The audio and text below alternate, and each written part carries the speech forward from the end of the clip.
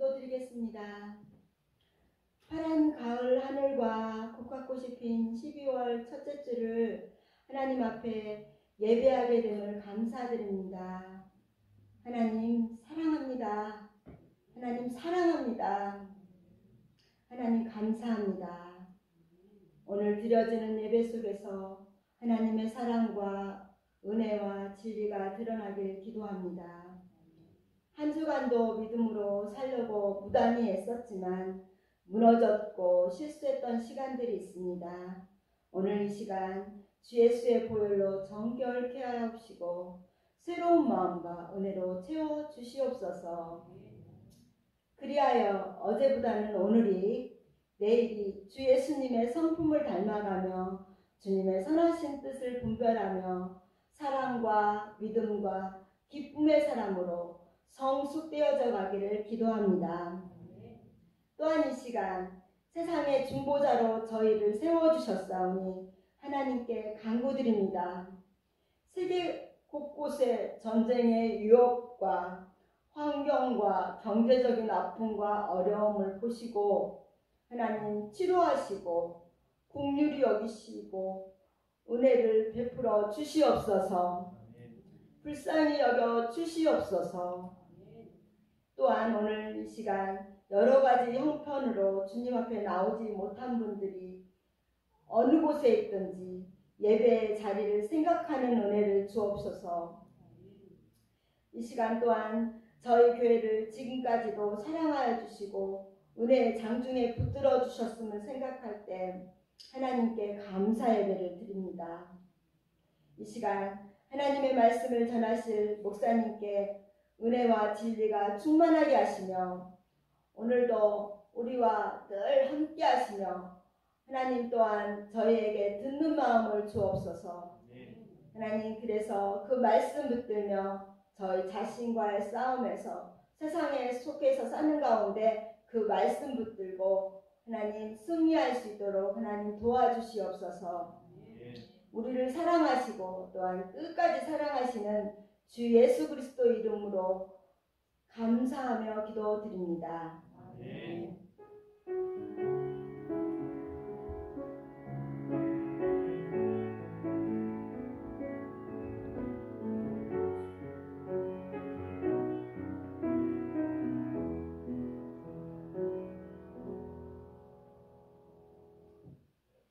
하나님의 말씀은 창세기 3장 8절에서부터 14절까지 말씀입니다. 한 절씩 교독하겠습니다. 제가 공독해 드리겠습니다. 창세기 3장 8절에서부터 14절까지 말씀입니다. 그들이 그날 바람이 불 때 동산에 거니시는 여호와 하나님의 소리를 듣고 아담과 그의 아내가 여호와 하나님의 낯을 피하여 동산 나무 사이에 숨은지라. 여호와 하나님이 아담을 부르시며 그에게 이르시되 내가 어디 있느냐? 이르되 내가 동산에서 하나님의 소리를 듣고 내가 벗었으므로 두려워하여 숨었나이다. 이르시되 누가 너의 벗었음을 내게 알렸느냐? 내가 네게 먹지 말라 명한 그 나무 열매를 네가 먹었느냐? 아담이 이르되 하나님이 주셔서 나와 함께 있게 하신 여자 그가 그 나무 열매를 내게 주심으로 내가 먹었나이다. 여호와 하나님이 여자에게 이르시되 내가 어찌하여 이렇게 하였느냐? 여자가 이르되 뱀이 나를 꿰므로 내가 먹었나이다. 여호와 하나님이 뱀에게 이르시되 내가 이렇게 하였으니 내가 모든 가축과 들의 모든 짐승보다 더욱 저주를 받아 배로 다니고 살아있는 동안 흙을 먹을지니라. 아멘. 오늘은 죄의 파괴 혹은 죄의 파괴와 은혜라는 제목으로 함께 말씀을 나누고자 합니다. 오늘 그래서 크게 세 가지를 살펴볼 텐데요. 첫 번째로 따라서 볼 거예요. 은총과 은혜. 이게 첫 번째로 우리가 살펴볼 메시지입니다. 두 번째로는 죄의 파괴력에 대해서 함께 은혜를 나누겠습니다. 세 번째로는 함께 우리가 어떻게 은혜가 율법이 아니라 은혜가 모든 것을 회복시키느냐 하는 내용들을 함께 성경을 읽어가면서 하나님의 은혜를 좀 묵상하는 세상은 죄가 있는 세상입니다. 죄가 있다라고 하는 것은 우리가 하나님에게 죄를 지었다라는 것과 우리 밖에 하나님과 우리 사이에 기쁨과 행복을 질투하고 시기하고 모든 의지를 다해서 그것을 파괴하고자 하는 강력한 세력이 있다는 것을 말하는 것입니다. 이 땅에서 우리가 예배 자리로 나오게 되고 하나님의 말씀을 묵상하고 하나님을 경배하고 찬양한다고 하는 것은 그 엄청난 힘의 의지, 힘의 세력을 이기고 나오는 겁니다. 우리가 한 번의 예배를 드린다고 하는 것은 절대로 가볍지 않고 하나님의 능력이 우리 가운데 흘러들어온 것입니다. 그리고 우리가 한 주간을 살면서 은혜의 통로, 은혜의 도구들이 우리 가운데 역사하는데 특별히 하나님의 말씀과 기도와 또 예배 때 오늘은 드리지 않지만 성찬과 또 성도들의 교제를 통하여서 은혜가 우리 가운데 재현됩니다. 은혜는 아주 강력하고 세상의 죄가 너무 크고 또 우리가 죄로 넘어지게 만들어서 우리로 하여금 그 하나님의 심판을 당하게 하고 더 나아가서 죄의 권세에 눌려서 정작 우리가 살아가야 될 삶을 살지 못하게 하는 엄청난 세력을 이기고 예배에 참석하게 하고 하나님을 경외하게 하는 은혜 가운데 있었다는 것이 여러분이 바로 증거입니다. 여러분이 바로 은혜의 증거고 우리 성도 한 사람 한 사람이 하나님의 살아계신 증거임을 저는 믿습니다. 우리 오늘 예배 가운데 하나님의 은혜가 다시 회복되어지고 우리의 모든 삶을 다스리고 통치할 수 있는 그런 은총이 넘쳐나기를 주님의 이름으로 축복합니다. 이 땅을 살아가는 모든 사람들, 죄가 강력하게 역사하는 가운데서도 하나님은 인류를 멸하시지 않고 여러 가지 좋은 선물들을 베풀어 주십니다. 인간이 모두 죄를 지었다고 해도 계속 아침만 계속 진행되지 않고 어김없이 아침과 저녁이 반복됩니다. 오늘 아침에 저희 아이는 좀 시원한 거를 좋아하는데 가을 날씨가 아닌 것 같아서 섭섭해 그런 얘기를 하더라고요. 근데 가을이면 더 추워져야 되는데 덜 춥다는 거죠. 제가 분명히 이야기했습니다. 일기예보가 아무리 그래도 너무 믿지 마라. 곧 추워진다. 곧 오들오들 떨게 될 것이다. 무슨 얘기예요? 은혜는 계속 되고 은총은 계속 진행이 되는 겁니다. 하나님께서는 겨울이 되기 전에 우리 또 꽃감도 주실 거고요. 겨울이 되기 전에 우리 시원함을 또 회복시켜 줄 것입니다. 보면 봄에 피는 꽃이 따로 있고 여름에 피는 꽃이 따로 있고 가을에 피는 꽃이 따로 있습니다.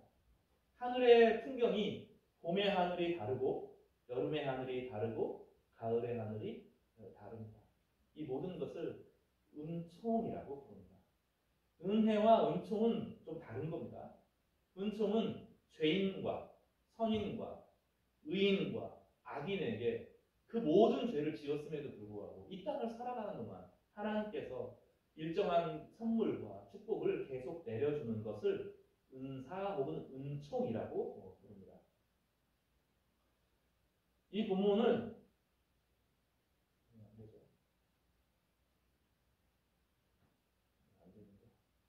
인터를 좀 써주세요. 본문의 마태복음 5장 43절에서 45절에 보면 이렇게 설명하고 있습니다. 또 내 이웃을 사랑하고 내 원수를 미워하라 하였다는 것을 너희가 들었으나 나는 너희에게 이르노니 너희 원수를 사랑하며 너희를 박해하는 자를 위하여 어떻게 해요? 기도하라. 이게 기독교의 아주 독특한 점입니다. 45절에 뭐라고 말합니까? 이같이 한즉 하늘에 계신 너희 아버지의 아들이 되리니 이는 하나님이 그 해를, 여기서는 태양을 말합니다. 그 해를 악인과 선인에게 주시며 비를 의로운 자와 불의한 자에게 내려 주시니라. 하나님은 타락한 인간 그리고 사탄이 존재하는 세상, 인간의 행복을 기어이 파괴하고자 하는 강력한 의지가 사탄인데 죄를 짓게 만들고 복의 근원에서 끊어지게 만들어서 자기를 혐오하게 만들고 이웃을 싫어하게 만들고 무너뜨리게 만드는 이 강력한 사탄과 그로 말미암아 죄에 중독되어서 죄의 지배 아래 가는 사람들에게도 심판을 바로 하시지 않고 어떻게 해요? 악인과 선인에게 어떻게 해요? 해를 주시고 비를 주시는 것입니다. 제가 오늘 어린이 설교를 하면서 물어보았습니다. 히틀러와 같이 악한 사람이 있고 또 믿음으로 사는 사람이 있는데 하나님이 악한 사람에게는 해를 안 주고 혹은 비를 안 내리고 착한 사람에게만 내려주니까 물어보니까 아니라는 거예요. 하나님께서는 그렇게 하지 않으십니다. 세상 모든 인류에게 해를 비춰주시고 비를 주셔서 일정한 인생을 살아갈 수 있도록 어떻게 해요? 은총을 베풀어 주시는 것입니다. 전도서 9장 2절에는 이렇게 말합니다. 모든 사람에게 임하는 그 모든 것이 일반이라.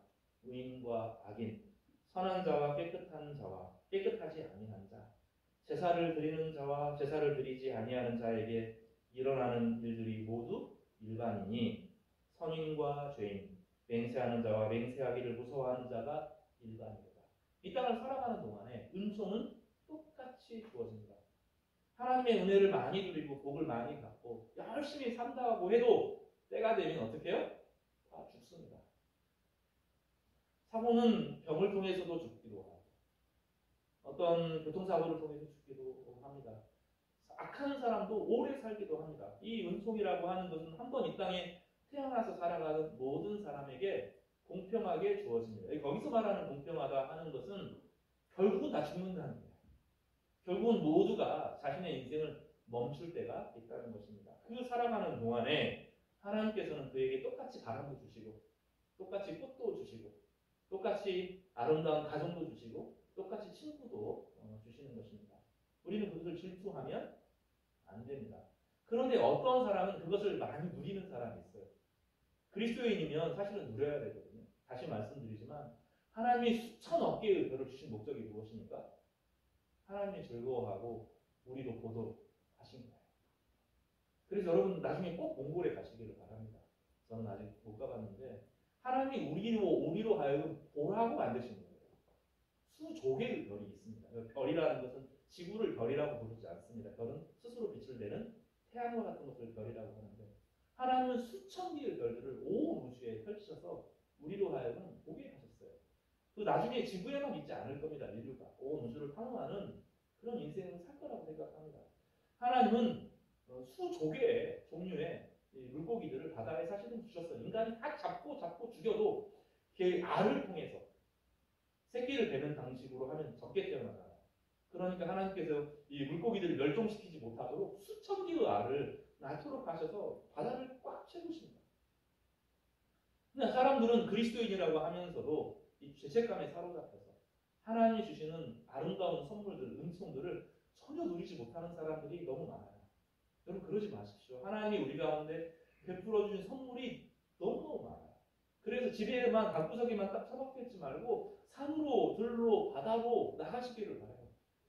이 커피도 마셔보고 저 커피도 마셔보고 이 차도 마셔보고 저 차도 마셔보고 이 음악도 들어보고 저 음악도 들어보고 여러분 하나님이 이 땅에 베풀어 주시는 그 수많은 선물들을 누리시기를 바랍니다.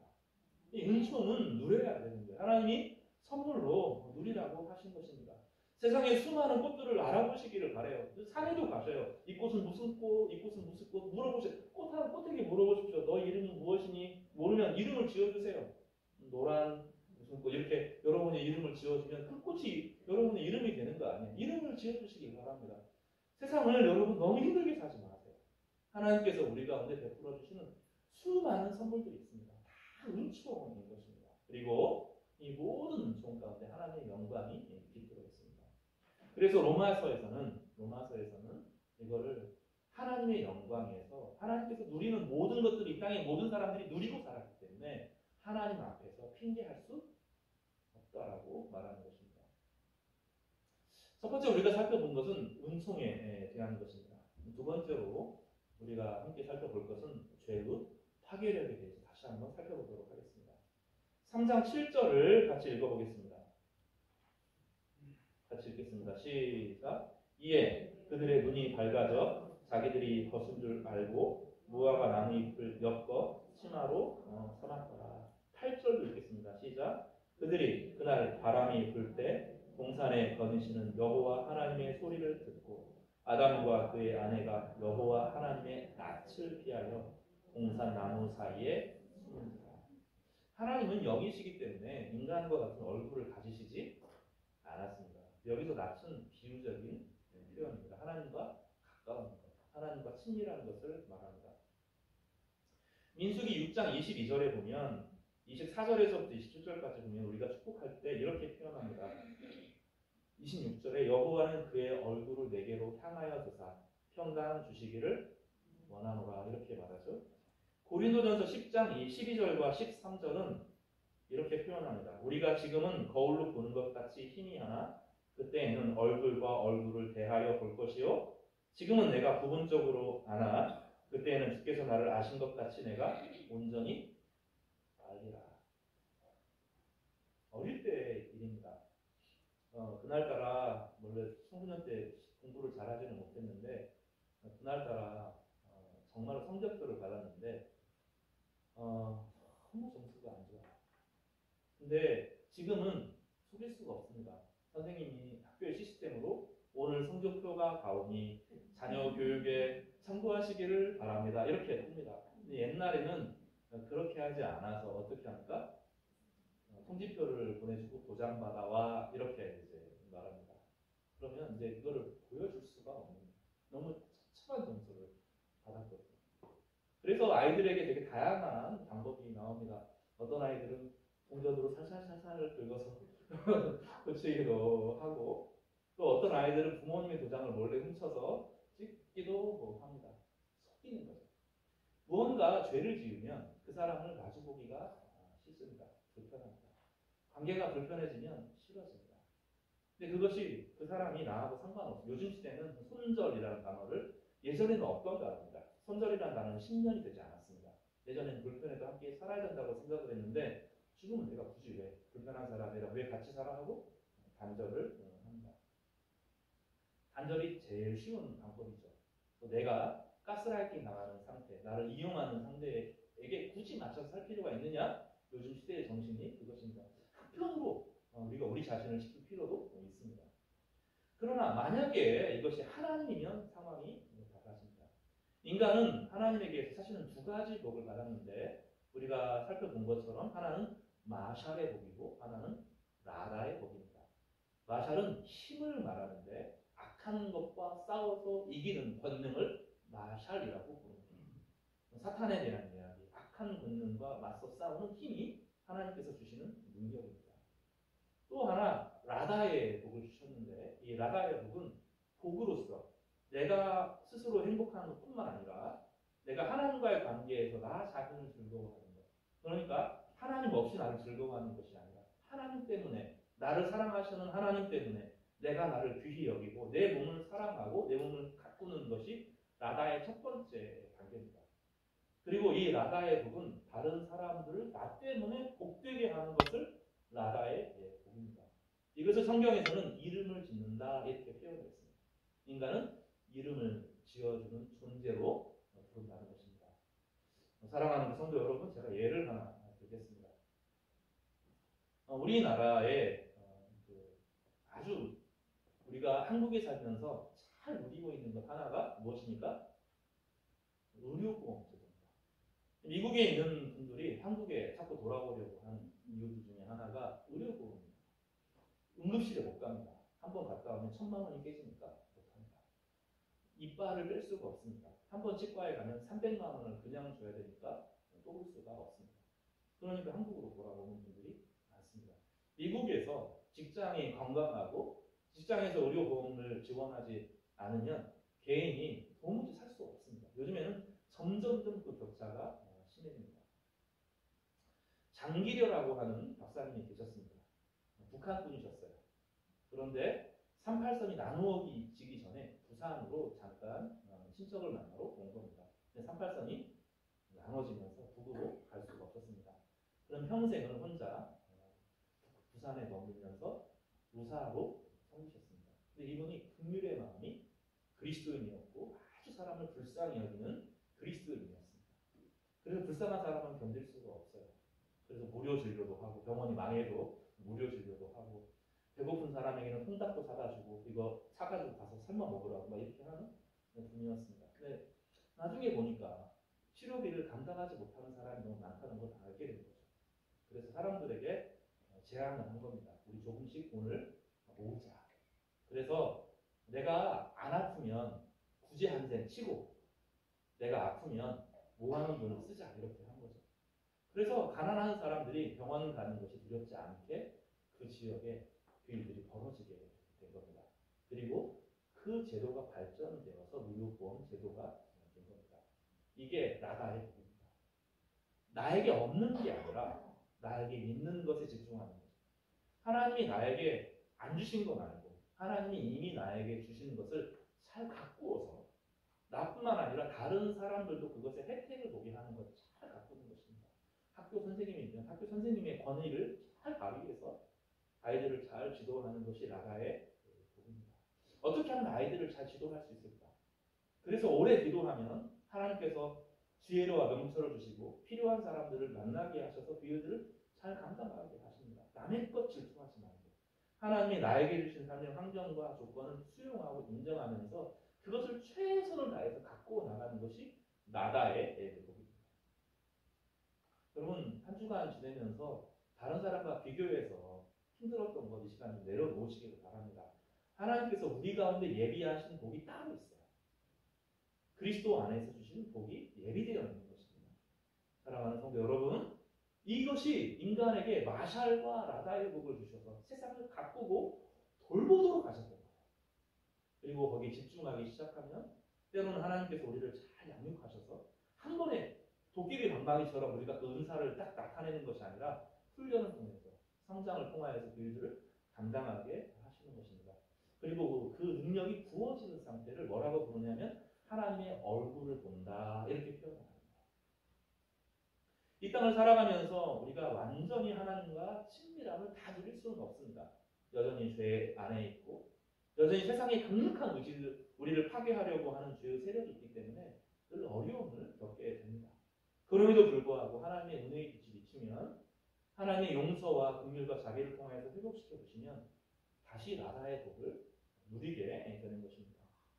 특별히 이 은혜라고 하는 것은 이 죄의 파괴력이라고 하는 것은 이 죄의 파괴력 너머의 은혜가 있습니다. 은총은 선인과 악인 모든 사람들에게 주어지는 하나님의 호의이라면 은혜는 죄 가운데 살아가는 사람들을 회복하는 능력을 은혜라고 부릅니다. 그래서 우리가 죄를 잘 알아야 되고 은혜를 잘 알아야 됩니다. 따라서 한번 해볼까요? 은총은 악인과 선인에게 상관없이 하나님께서 베풀어 주시는 친절과 호의다. 그러나 이 친절과 호의가 무슨 문제가 생깁니까? 죄의 파괴력에 의해서 은총을 다 누리지 못하는 것입니다. 하나님과 단절되었습니다.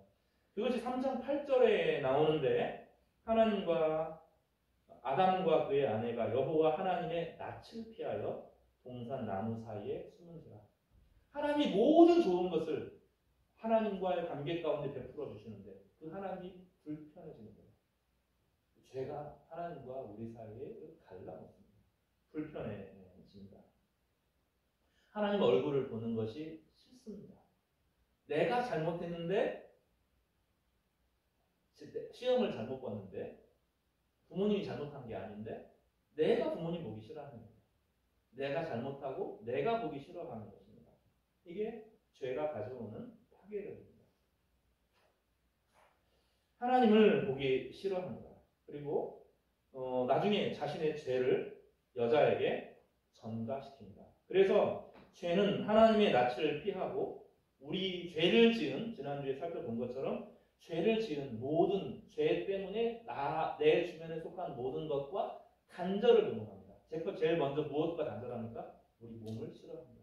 몸을 학대하거나 몸을 무시하거나 몸을 귀히 여기지 않습니다. 하나님의 낯을 피해 숨습니다. 하나님과 단절됩니다. 내가 잘못했는데 나의 모습이 하나님 앞에 있는 그대로 드러날 수가 없습니다. 그래서 이것을 방어 기제가 생기는 거예요. 사람과 사람 사이에도 벽이 생깁니다. 두려움이 생기고 아담은 어떻게 했습니까? 죄를 아내에게 떠넘겨서 하나님이 나에게 주신 여자 때문에 그렇다고 해서 처음엔 여자에게 책임을 떠넘길 뿐만 아니라 그 죄의 책임을 누구에게 돌립니까? 하나님이 우리 가운데 베풀어 주신 은혜 때문에 하나님 주신 선물 때문에 이렇게 되었습니다라고 하나님께 책임을 돌립니다. 이것이 인간이 하는 것입니다. 우리는 이 죄 가운데 살아갑니다. 하나님과 우리가 단절되었을 뿐만 아니라 우리 인간의 모든 온전한 인생을 살 수 없을 뿐만 아니라 사실 우리가 얼만큼 많은 가능성을 가지고 이 땅에 태어나는지를 모르기 때문에 우리가 어떠한 죄 가운데 있는지를 모르고 사실은 우리의 행복을 방해하고 우리가 마샬과 라다의 복을 마음껏 누리고 살아갈 수 있는 이 어마어마한 세력들을 꽉 누르고 있는 죄의 세력을 당연하게 여기고 있습니다. 여러분, 우리 한 사람 한 사람은 정말로 아름답게 존귀하게 인생을 살아가도록 지어졌어요. 정말로 사랑을 더 많이 받고 하나님 주시는 꿈을 이루고 나의 인생 전체를 통하여서 삶의 모든 존재의 의미들을 밝히는 것입니다. 멋진 음악도 만들고 멋진 차도 만들고 자연도 가꾸고 멋진 옷도 입고 이웃과 사랑의 교제를 나누고 정말로 아름다운 인생을 살아갈 수 있도록 만들어 놓았는데 우리 안의 죄와 하나님과의 단절과 그리고 우리의 행복을 파괴하고자 하는 강력한 이 죄와 사탄의 세력이 우리를 꽉 누르고 있는데 우리는 어느 순간 그것이 당연하게 여겨지는 것입니다. 은혜라고 하는 것은 바로 그 지점에서 발생합니다. 은총은 모든 사람에게 주시는 하나님의 호의와 선물이라면 은혜는 좀 다릅니다. 은혜는 자기가 죄 가운데 있고 노예 가운데 있다는 사실을 깊이 깨닫는 사람에게 하나님께서 다시 그로 하여금 라다와 마샬의 복을 회복해 주는 것을 은혜라고 부릅니다. 이 은총과 은혜는 좀 달라요, 성격이. 은총이라고 하는 것은 선인과 악인에게 공평하게 다 주어지는 것이라고 하면 은혜는 죄 가운데 있는 성도, 죄 가운데 죄에 오래 눌렸던 성도들이 하나님을 찾고 하나님을 구할 때 먼저 찾아오시는 하나님의 선대하심을 통하여서 다시 하나님과 관계가 회복되어지고 라다와 마샬의 복을 누리는 것입니다. 오늘 이 은혜가 우리 가운데 어떻게 역사할까요? 하나님과 관계가 회복되어지고 하나님의 용서를 구하는 것입니다. 죄의 파괴력을 한번 생각해 보시면서 우리 지난주 가운데 여전히 습관적으로 관계적으로 지었던 죄가 무엇인지 나의 인생을 파괴하고자 하는 그 강력한 악한 세력이 무엇인지를 깊이 성찰하고 그 모든 폭력에서부터 힘을 되찾는 우리 귀한 성을 되시기를 간절히 바랍니다. 마지막으로 세 번째로 우리가 살펴볼 것은 은혜에 대한 것입니다. 3장 9절을 좀 같이 읽어보겠습니다.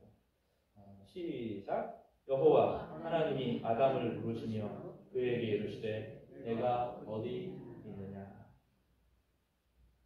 많은 사람들이 착각합니다. 내가 깨끗해지면, 내가 건강한 삶을 살면, 내 직장이 좀 좋아지면, 내가 술을 끊으면, 내가 담배를 멈추면, 내가 모든 삶을 정리하면 교회에 오겠습니다. 하나님 얼굴 볼 낯이 없어요. 목사님 볼 낯이 없어요. 이렇게 말하는데 그렇지 않습니다. 인간은 죄 가운데 깊이 놓여 있는 거죠. 근데 하나님께서 첫 번째 은혜의 단계는 따라서 볼까요? 찾으신다.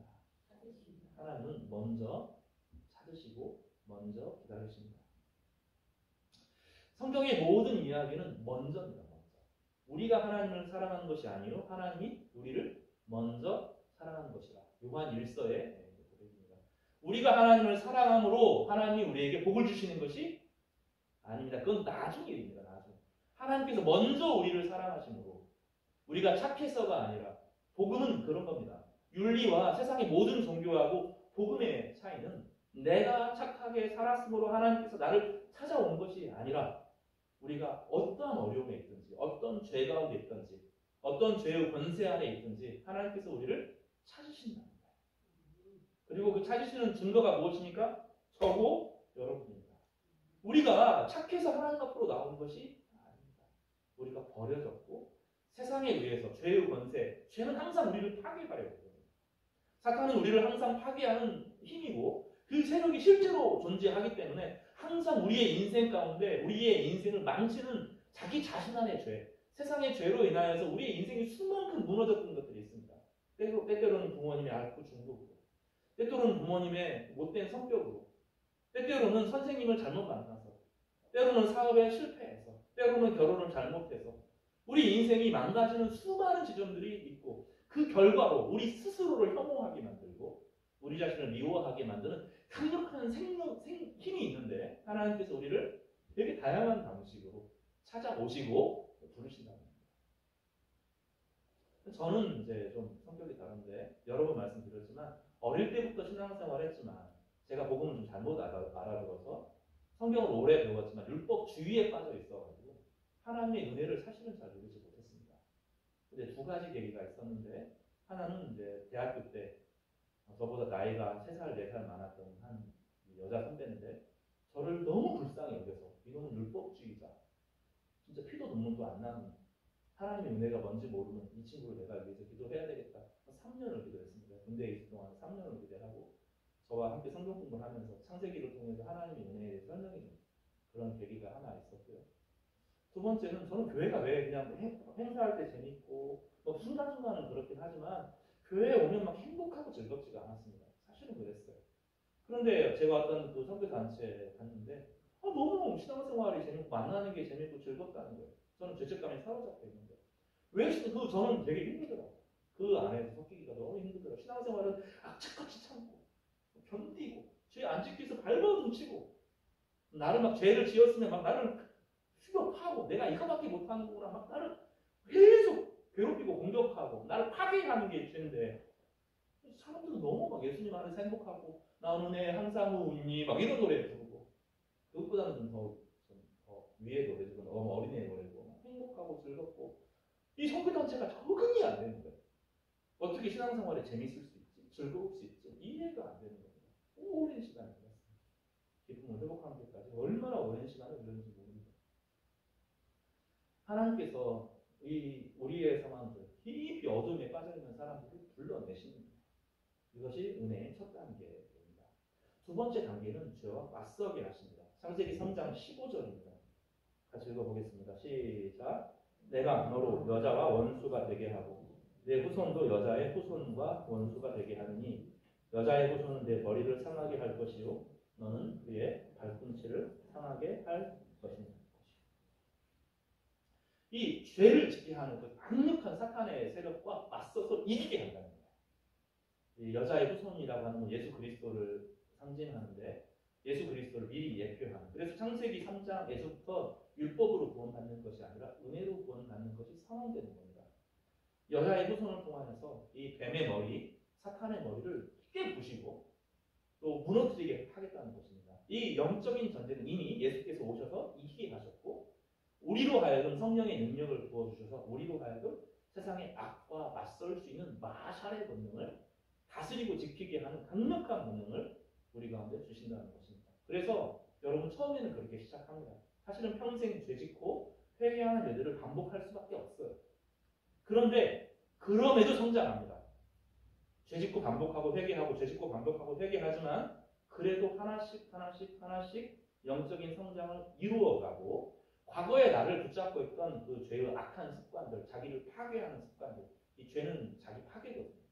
여기서부터 벗어나게 하셔서 결국은 우리의 인생 가운데 이기게 하십니다. 이 이기게 하시는 것을 성경에서는 성화라고 부릅니다. 우리 교회가 그 이름은 성화는 되게 승리의 표현입니다.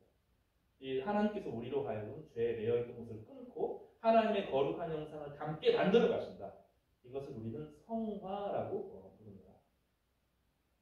그래서 내가 죄를 지었던 그 악한 세력을 이기게 하시는데 3장 15절은 약속을 하시는 것입니다. 여자의 후손을 통하여서 여자의 후손으로 오신 예수 그리스도의 십자가의 승리를 통하여서 십자가의 사랑을 통하여서 우리가 회복되고 우리 역시 우리가 살아가는 삶의 영역에서 죄를 몰아내는 일들을 하게 할 것이다라고 하는 강력한 약속이 우리 가운데 있는 것입니다.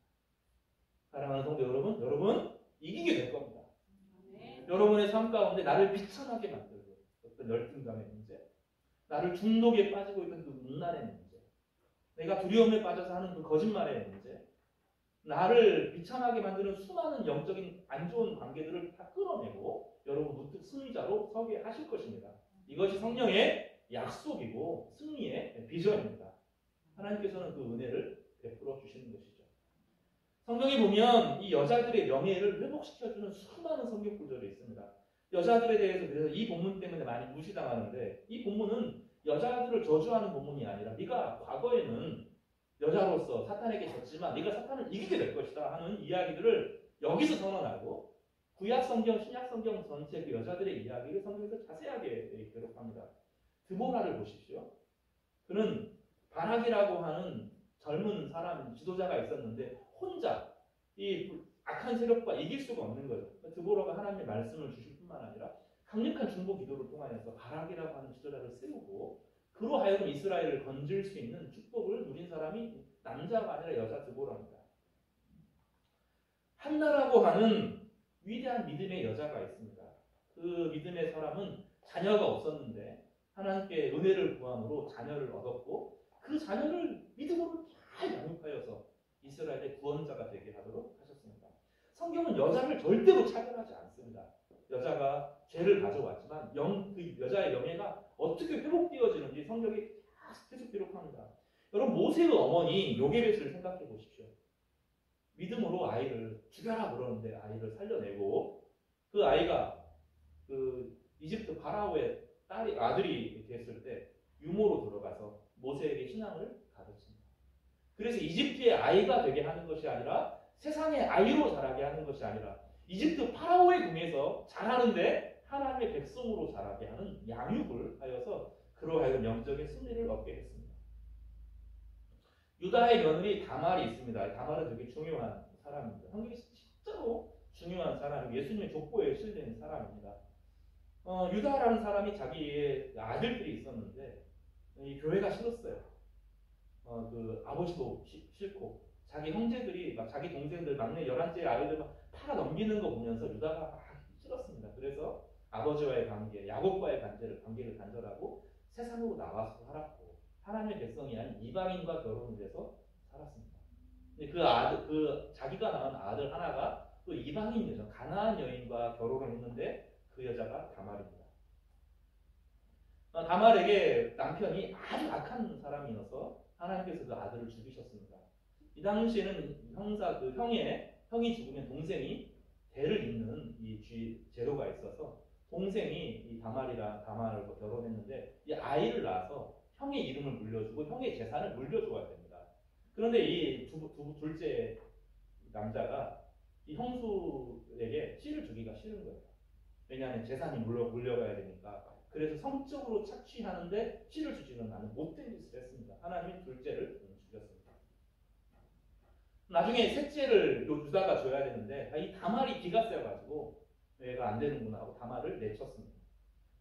다말이 나중에 유다가 성경에 참 그런 얘기를 찌끄는 얘기를 씁니다. 아주 이상한 얘기를 쓰는데 중요하니까 읽어봐야 돼요. 아주 자세하게 기록합니다. 유다가 이제 아내가 죽고 혼자 외로울 때 창녀처럼 그 아버지를 속여가지고 씨를 얻습니다. 그리고 자녀를 이제 쌍둥이 아이를 낳는데 나중에 유다가 화가 나가지고 네가 우리 족보를 우리 가문을 가문의 수치를 주었기 때문에 너를 죽여야 되겠다 이렇게 말하니까 다말이 나는 잘못한 게 없다. 당신이 잘못했고 나는 내 인권을 지켰고 지금 나를 비난할 것이 아니라 너의 아들들과 지금 당신이 한 이중적인 행동이 문제지 나는 정당한 하나님의 권리를 누린 사람이다. 딱 나오는 거죠. 이 과정을 통하여서 이 우리나라의 방식은 상상이 안 되죠. 우리나라에서 다 죽였다고 그런 거예요. 조선시대까지 일제 초기까지도 다 죽였다. 무시당하고 멸시당하게 했는데 성경은 그 여인의 명예를 딱 인정해주고 인간, 그 남자들이 못됐지. 이 여자는 자신의 행복에 권리를 지켜야 된다 하는 것을 드러내는 놀라운 이야기가 창세기에 기록됐습니다. 지금의 인권으로 설명할 수 없을 만큼 그 탁월한 인권에 대한 이야기가 창세기의 이야기입니다. 그 당시 가치관, 가부장적 사회 가운데서 무너진 명예를 회복하는 이야기. 그것이 유다의 며느리 다말의 이야기입니다. 그래서 사사기의 이야기에 보면 다말을 칭송하는 노래들이 실제로 존재합니다. 에스더와 같은 사람은 바벨론 포로기에서 왕의 후궁으로 아내로 들어가서 후궁이 아니라 정식 아내로 들어가서 유다가 어려워질 때 중보 기도를 통하여서 자신의 백성을 건졌습니다. 룻은 자기 시모를 따라와서 다시 유다에 정착하고 그곳에서 아이를 낳고 다윗 가문의 할머니가 되는 그 복을 누렸습니다. 성경은 죄를 짓고 회개하는 것을 넘어서서 믿음의 여자들이 얼만큼 당당하게 자신의 인생을 갖고 나가는지를 묘사합니다. 그것을 통하여서 여자들에게 책임을 다 돌리는 것이 아니라 죄에 빠져 있지만 결국은 이겨내고 하나님의 영광스러운 이름과 존귀를 얻게 될 것을 축복하는 것입니다. 요한계시록 12장 1절에서 6절을 우리 한번 좀 어렵지만 찾아보겠습니다. 한번 요한계시록 12장 1절에서 6절까지 말씀입니다. 성경 저기는 그 PPT에는 띄워놓았는데요. 좀 어렵지만 좀 읽어보도록 하겠습니다. 12장 1절에서 6절입니다. 같이요. 천천히 읽겠습니다. 시작. 하늘에 큰 이적이 보이니 패를 옷 입은 한 여자가 있는데 그 발 아래에는 달이 있고 그 머리에는 12별의 반을 썼더라. 이 여자가 아이를 베어 태산하게 되매 아파서 애를 쓰며 부르짖더라. 하늘에 또 다른 이적이 보이니 보라 한 큰 붉은 용이 있어 머리가 7이요 뿔이 10이다. 그 여러 머리가 7 왕관이 있는데 그 꼬리가 하늘의 별 3분의 1을 끌어다가 땅에 던지더라. 용이 해산하는 여자 앞에서 그가 해산하면 그 아이를 삼키고자 하더니 여자가 아들을 낳으니 이는 장차 철장으로 만국을 다스릴 남자라. 그 아이를 하나님 앞과 그 보좌 앞으로 올려가더라. 그 여자가 광야로 도망하며 거기서 1260일 동안 그를 양육하기 위하여 하나님께서 예비하신 곳에 있더라. 이것은 이 여자는 구약의 교회를 상징합니다. 교회의 모습을 여자로 표현하고 이 구약의 공동체의 유산 아래 예수 그리스도가 이 땅에 왔다라는 것을 말하는 것입니다. 신약의 교회를 상징하고 예수 그리스도를 상징하는 표현이 이 철장을 가진 남자입니다. 비유를 성경에서는 이것을 남자로 교회를 비유하지 않고 여자로 비유해서 하나님의 백성들이 죄에 빠졌지만 영광스럽게 회복될 때 얼마나 위대한 일을 할 수 있는지를 설명하는 방식으로 여자의 권위를 높여주고 결국은 악과 맞서도록 하신다는 것입니다. 근데 오늘 설교가 여성주의 설교가 아닙니다. 핵심이 무엇이냐면 우리가 하나님의 백성으로 죄를 짓고 연약하고 사탄의 세력에 의해서 속고 무너지고 파괴당하고 어려운 지경을 견들지만 죄에 빠져있는 우리를 예수께서 건지시고 우리 이름을 부르시고 우리를 알아보시게 할 뿐만 아니라 지위와 능력을 회복시켜 주셔서 우리로 하여금 세상들이 당당하게 맞서도록 정말로 존귀한 인생을 멋있게 살아갈 수 있도록 이끌어 가신다는 거예요. 그래서 그리스도 안에 있으면 새로운 피조물이다. 이전 것은 지나갔으니 보라 어떻게 해요? 새 것이 되었다. 이것은 약속입니다. 여러분 비교할 수 없을 만큼 아름다워질 겁니다. 성경이 약속하는 바예요. 여러분 한 사람 한 사람이 여러분의 가정이 여러분의 교회가 우리 교회가 정말로 복되고 아름다운 인생을 살게 될 것입니다. 마지막으로 이 은혜가 어떻게 나타나는지 보겠습니다. 3장 19절 창세기 3장 19절을 간략하게 강의하고 오늘 말씀을 좀 마치겠습니다. 3장 19절에 하나님께서 은혜의 회복을 이렇게 표현합니다. 내가 흙으로 돌아갈 때까지 얼굴에 땀을 흘려야 먹을 것을 먹을 것이니 내가 그것에서 취함을 입었습니다. 너는 흙이니 흙으로 돌아갈 것이니라 하시니라. 여기서 두 가지 약속이 있는데 죄를 짓고 영원히 살면 안 되는 거죠. 그래서 이 땅을 살아가는 동안에 한 생을 살지만 죄를 멈추는 시간을 주시고 부활을 기다리도록 하셨다라는 의미, 부활의 소망이 이 안에 담겨 있습니다. 또 하나는 무엇이냐면 여러분 우리의 인생에서는 우리가 살아가는 동안에 인간의 죄로 인한 세상, 사탄이 있는 세상 안에서는 삶은 엉겅퀴와 가시가 있는 세상이에요. 그렇지 않아요? 여러분의 인생 가운데 고속도로가 있는 인생이 없어요. 다 자신나라요. 자신의 가정마다 가시와 엉겅퀴와 같은 어려운 일이 다 주어집니다. 여러분 장애를 이상하게 생각하지 마십시오. 사랑하는 성도들은 당연한 겁니다. 그런데 하나님께서 뭐라고 말합니까? 이 부분이 저주가 아닙니다. 흙으로 돌아갈 때까지 얼굴에 땀을 흘려야 먹을 것을 먹는다 이렇게 돼 있죠. 무슨 얘기냐면 아무리 어려워도 땀을 흘리고 노력하면 우리의 일상을 살 수 있도록 은혜를 공급해 주신다는 거예요. 부정적으로 보면 안 됩니다. 이 3장 19절은 약속에 해당되는 것이기 때문에 여러분의 지금 어려움이 있을 거예요. 직장의 어려움, 경제적인 문제들, 사람의 관계에 수많은 장애들이 있을 것입니다. 우리 인생을 살아오면서 수많은 컴플렉스와 아픔들과 괴로움들이 우리 가운데 많았을 거예요. 그럼 여러분 두려워하지 마십시오. 우리가 수고하고 땀을 흘리면 보람을 얻게 되고 성취를 얻게 되고 기쁨을 얻게 될 것입니다. 여러분 반드시 수고하고 얻게 됩니다. 시편 120편 5절과 6절은 이렇게 말합니다. 눈물을 흘리며 씨를 뿌리는 자는 기쁨으로 단을 거둘 것이다.